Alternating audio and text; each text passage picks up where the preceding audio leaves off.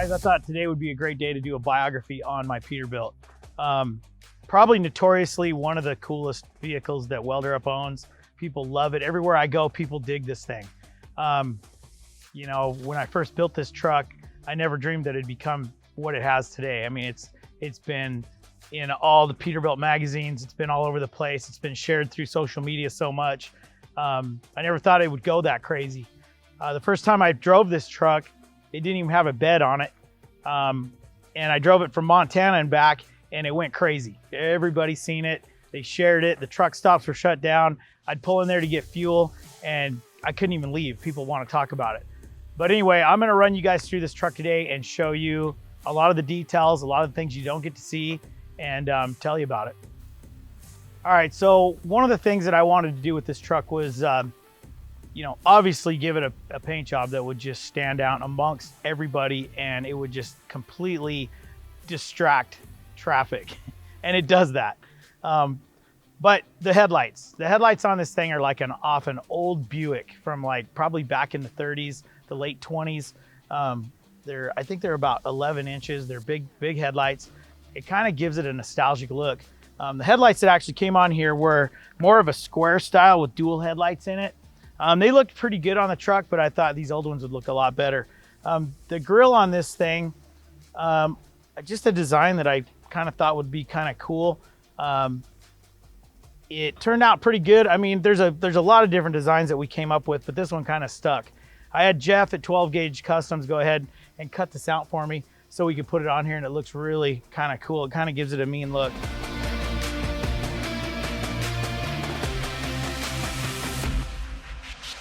Okay, so the 379 Peterbilt notoriously was probably the most known owner-operator truck between that and probably W900 Kenworth. They were both very popular.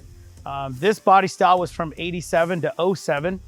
One of my favorites. I mean, I love that the 359 actually was probably my favorite.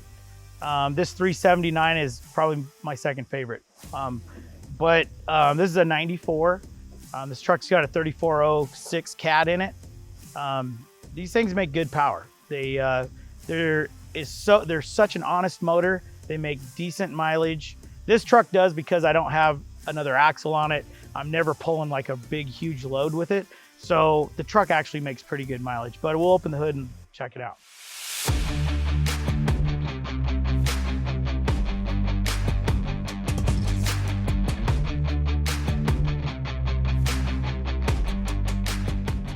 Okay, so the 3406 Caterpillar B model, meaning this is a mechanical motor. It's not really electronic like a lot of the new ones are. This has got a injection pump on it, and it's all mechanical. Probably one of the best motors on the planet, if you ask me. I think that this 3406 is such an honest motor. I mean, there's a lot of them out there, don't get me wrong. I love the Cummins. The 60 series Detroit's a great motor too, but I really love this cat. It's low RPM, makes a lot of torque. This motor right here probably makes anywhere from, I would say, 475 horse to 550 horse, depending on the RPM. It cruises down the road great. Like I'd say at like maybe at 2100 RPM, it's making peak horsepower and it's pulling good. You're running about 80 miles an hour down the highway and it's working really good. So I really love the torque curve in this truck and the way that this cat motor performs.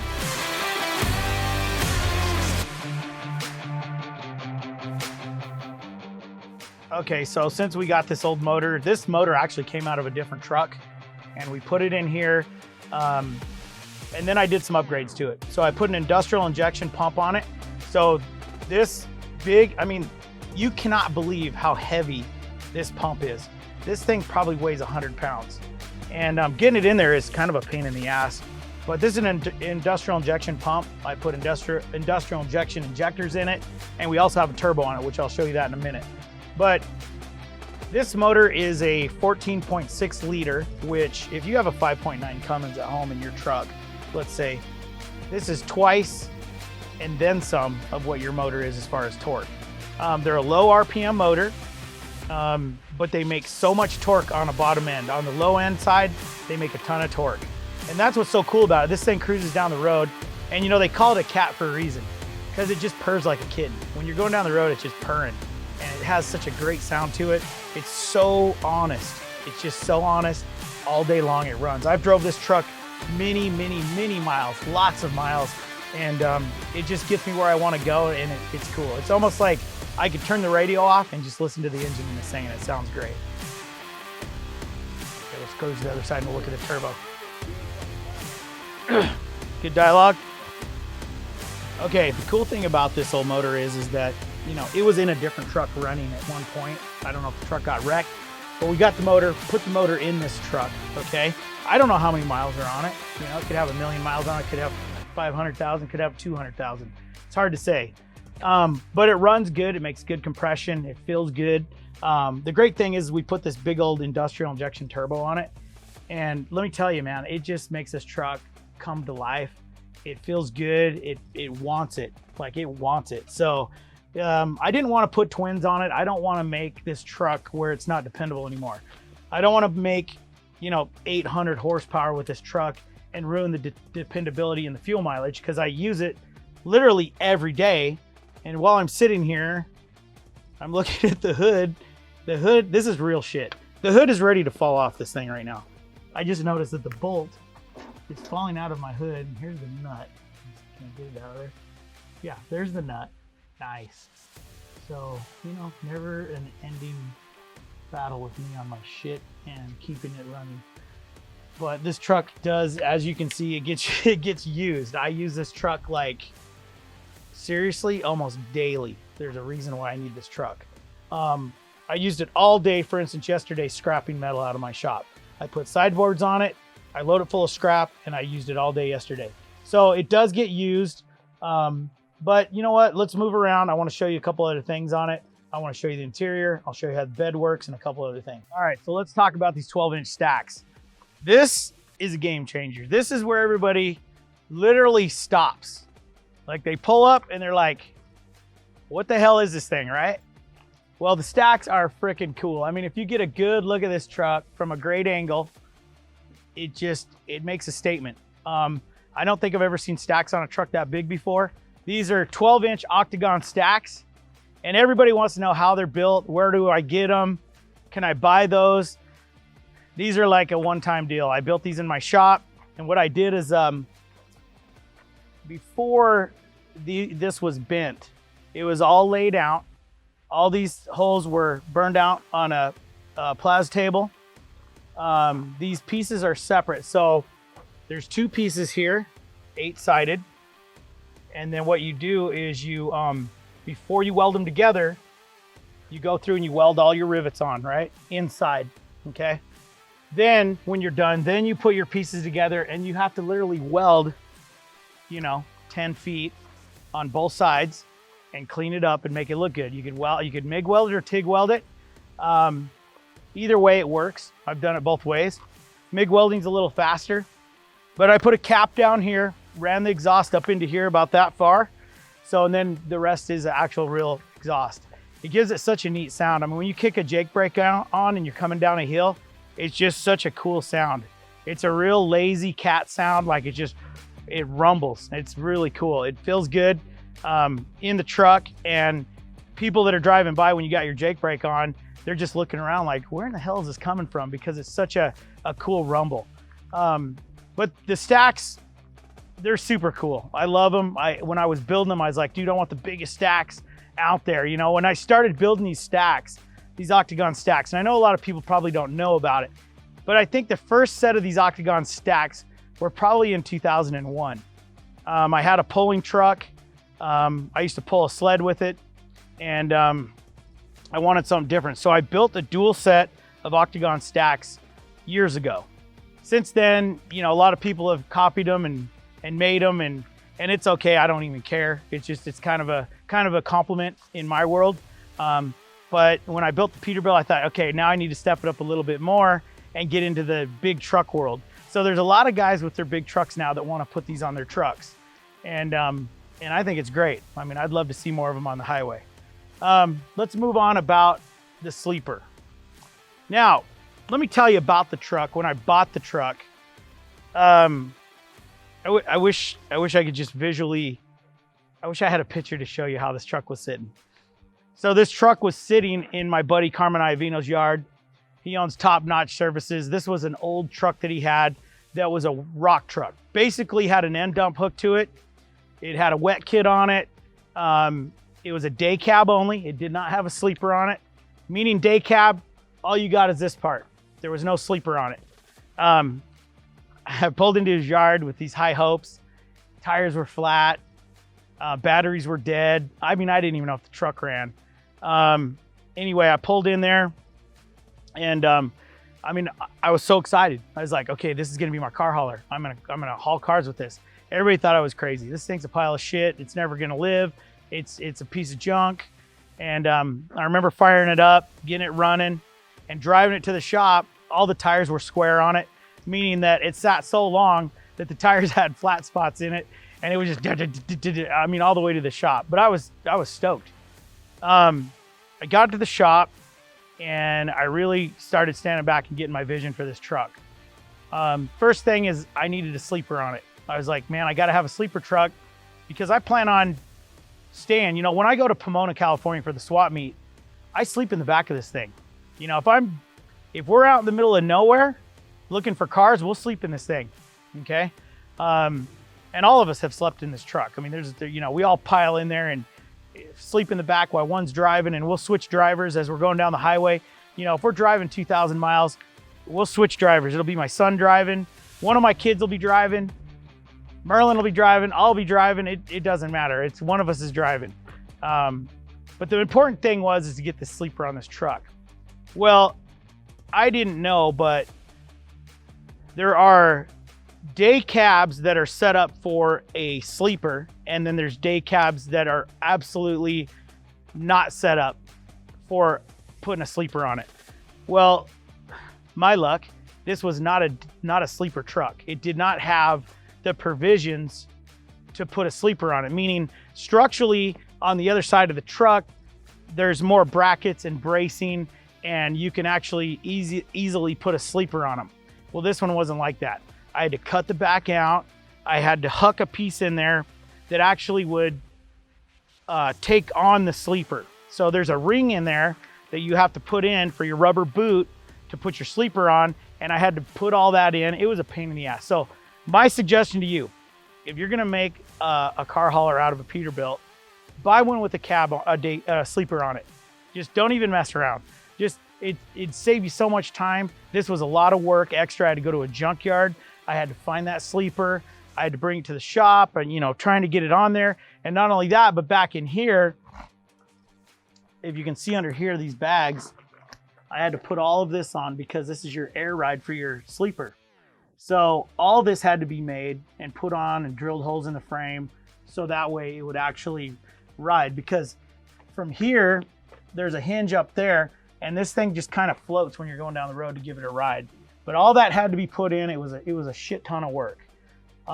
So if it was me and I had to do it again, I would buy a truck with a sleeper on it. Just period. Don't do what I did. Anyway,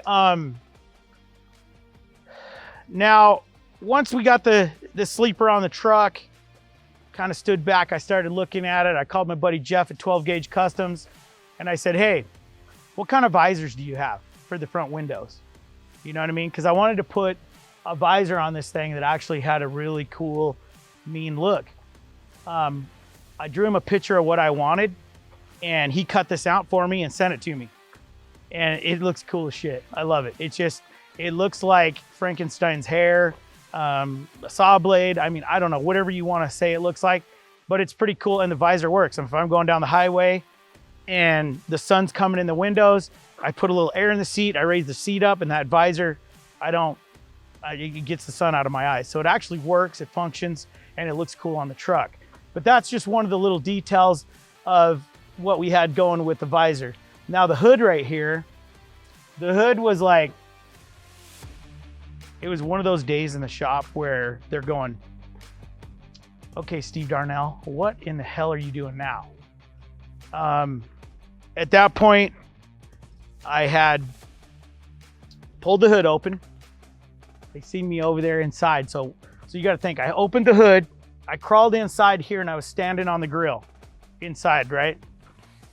And I'm looking at this thing and I'm going, all right, I got to come up with a solution to make this motor look like it's blown out, like my 55 Chevy. People love the 55 Chevy.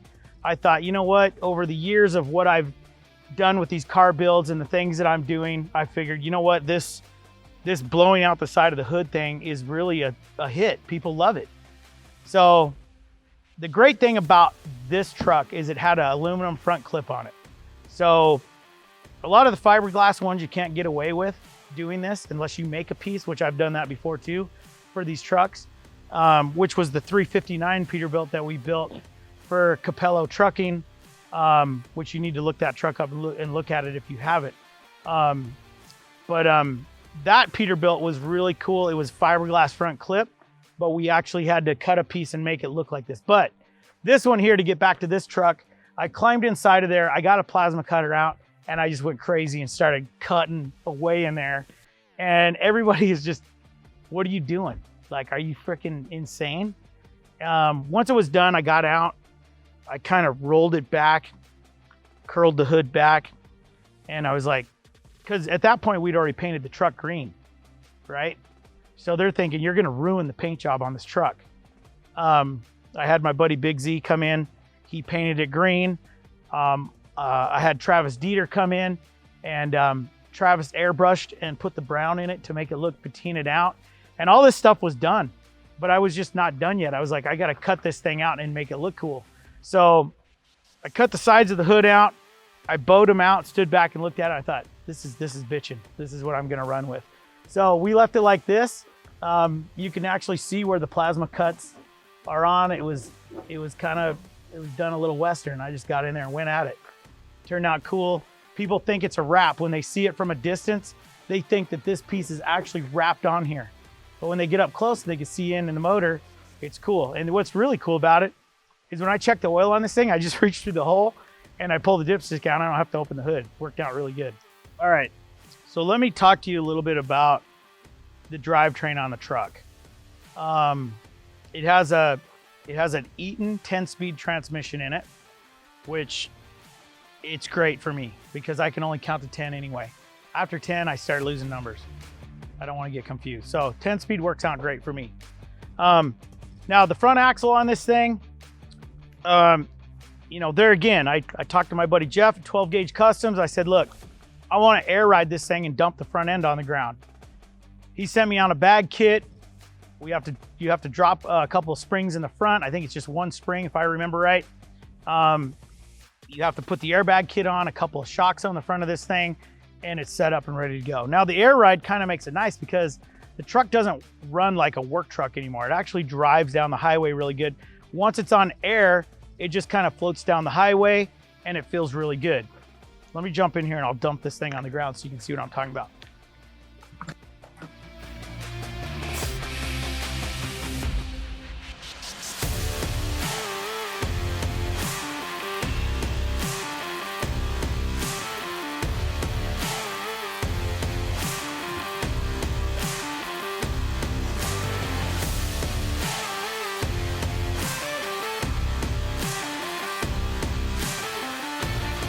Okay, so a lot of people want to know about the paint that's on the tanks, the stacks, and the front bumper, the grille. Basically what it is it's there's three different processes you got to go through here. First of all, you got to paint it with a black. You got to get a good black base on it. Then there is an actual copper paint that you can get that actually has copper in it. So you paint it on there, and then you spray a chemical on it that reacts with the copper, which puts that green look into it that gives it that dingy patinaed look. Once you're done with that, you kind of like let it get to where you want it. And then once you got it where you want it, you can clear coat it. Once it dries up, it has to be good and dry because that copper paint takes a long time to dry. You don't want to put it on really thick. If you put it on too thick, that copper almost never will cure. So kind of thin, spray your chemical on there and it'll actually bleed through. And it gives you that look, and then you just clear coat it and then you're done. Okay, so the story about the bed, you know, I mean, a guy could have probably went down and bought a badass all aluminum rollback bed for it. But you know, I'm cheap, so I'm not going to do that. So Merlin Johnson calls me one day and he goes, hey, I know where there's a bed. My buddy Will in Yucca, Arizona has an old bed off an old Dodge truck that was a school district truck from probably back in the 60s. Truck's been sitting forever. So he said, meet me in Yucca, Arizona at Will's house, and let's put this bed on. So we jerked the bed off this other truck. Okay, this is in 3 days. It's in Yucca, Arizona. It's probably 115 degrees at least, maybe 120 that day. I mean, for 3 or 4 days, it was the hottest day I can remember. It was just hot. So anyway, we pulled that bed off. We grabbed this old shitty bed. It was all red at the time. It's beat. I mean, you can look at it. The thing's been used for probably the last, 50 years or 60 years. And now I'm actually putting more abuse to it than it's probably ever had. So the cool thing about the bed when we got it, it had an electric pump on it. So this truck actually originally came with a wet kit. I took it all off. Maybe I should have left it on so we could have run a bigger hydraulic system on it. But this little pump works pretty good. As you can see, you just put a little, you don't even have to have the truck running. You know what I mean? It's kind of nice. It tilts back.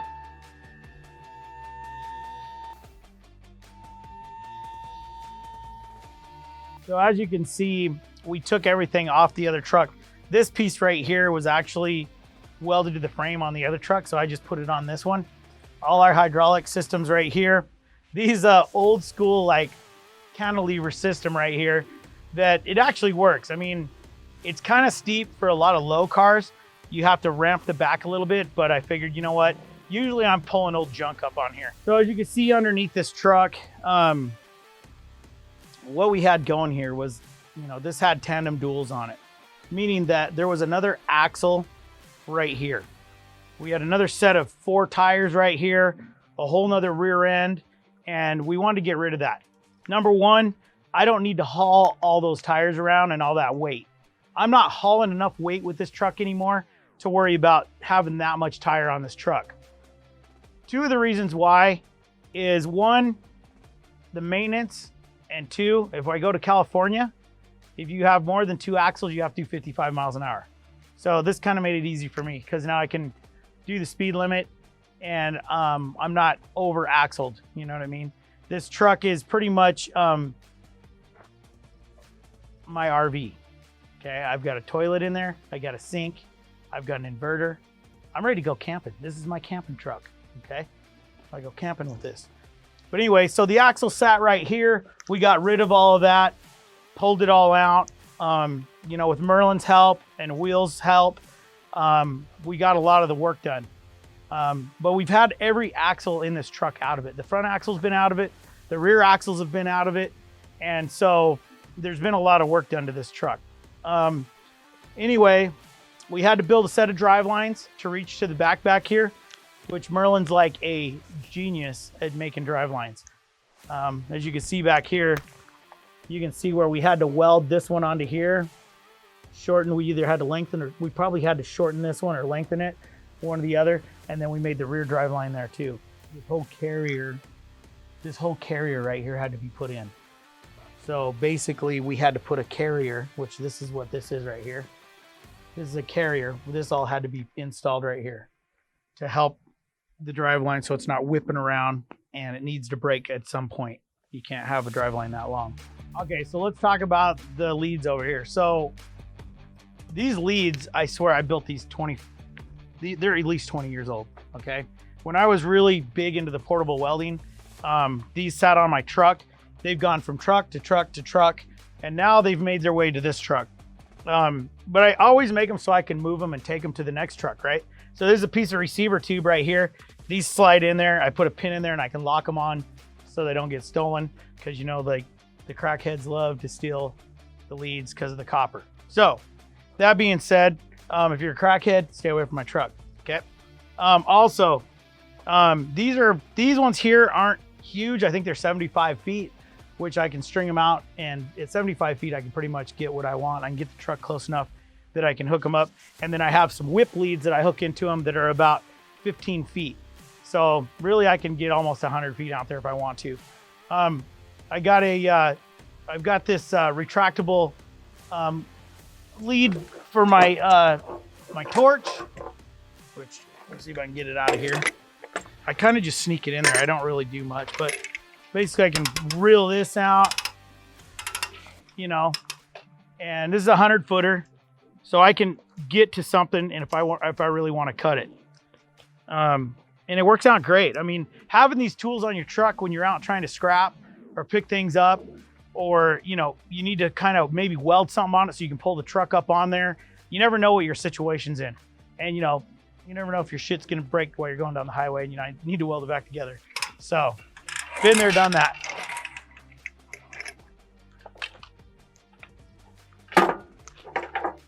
Okay, the nitrous,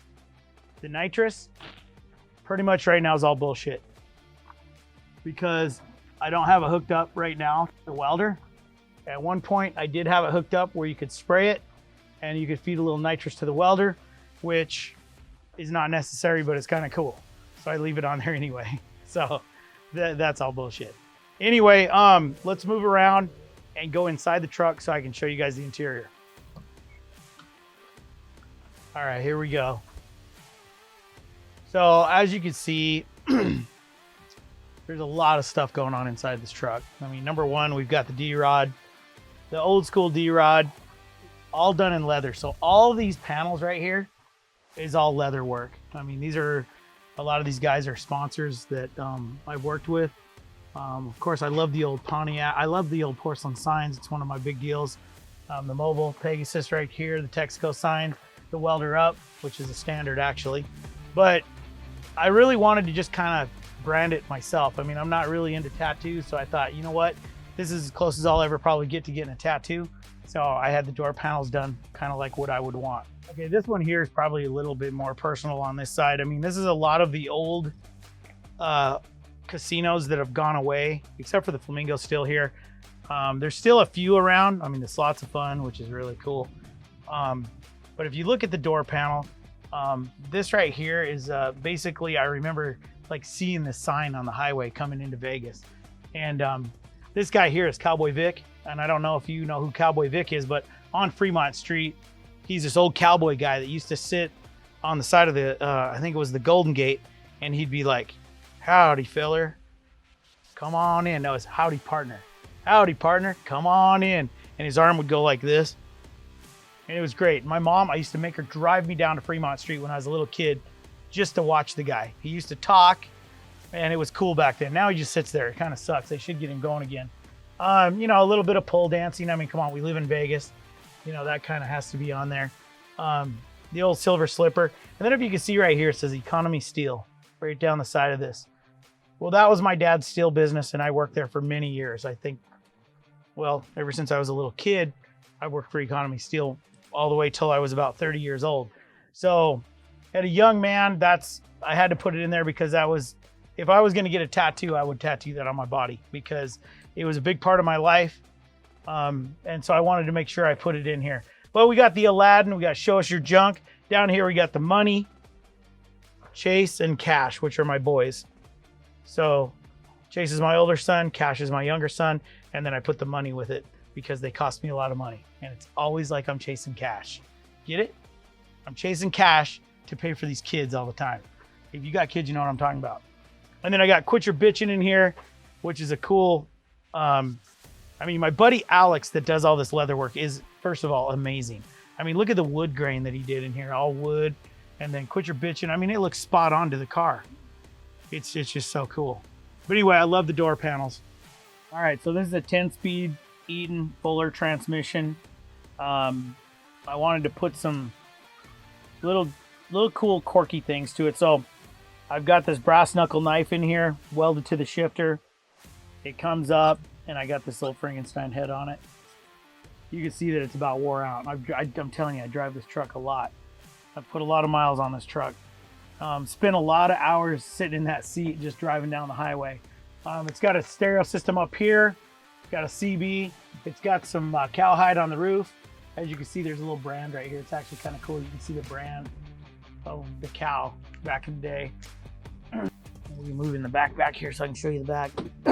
Okay, so this is the sleeper back here. It's pretty comfy. I wanted to really give it that Vegas vibe. You know, I'm a native. I was born here in Las Vegas. So I got some old roulette wheel cloth off an old roulette wheel table, and I wanted to do the interior in it, which kind of turned out cool. Up here you can see that they got all the numbers up here where you can lay your money down, and you can put it all in on red or all in on black and see if you double your money or not. But the interior actually turned out cool. I like it. It gives it kind of a Vegas vibe. Underneath these seats right here, which I'm embarrassed to even open this up right now because it looks like shit. But speaking of shit, as you can see, this is my shitter, okay, right here. So here's how this works. You got to put a compost bag underneath this, okay? Right now I got airlines sitting there, but you can move this out of the way. You know, you sit down here on your toilet, you know, and, you know, whoever's driving could just be going down the road. You could be sitting here balls out taking a shit if you want to, you know. But the deal is you got to have a shitter in your truck if you want to have an RV, okay? So this is one of them. This is one of the things that you have to have. So technically I have a shitter in here, okay? So it can happen. It can seriously happen. Have I ever shit in it? No, I haven't. You know, I probably would never shit in there. But anyway, that's my shitter, okay? Under here, you can see there are 3 12-inch no, there's actually 4 of them in there. Holy shit. I forgot what I had in there. There's 4 subwoofers in there for lots of bass. So when you're going down the road, you can bump out, which right now I don't know what happened to my amplifier, but I think we jerked a wire out of it because my toolbox that I carry all my straps in are right where the amp is, and we might have messed some up. But anyway, it's kind of cool. I got this piece of wood right here that actually slides out, and it slides into a bed. So if you need to lay down and sleep, you can turn the cushions this way and actually sleep in this thing if you had to. So it's pretty comfy. I mean, you know, we use it a lot going down the road. Matter of fact, my buddy Zach that's holding the camera right now filming this, he spent a lot of hours in this about 2 weeks ago back here driving around. I got a picture of Merlin in here just passed out with his little gut hanging out.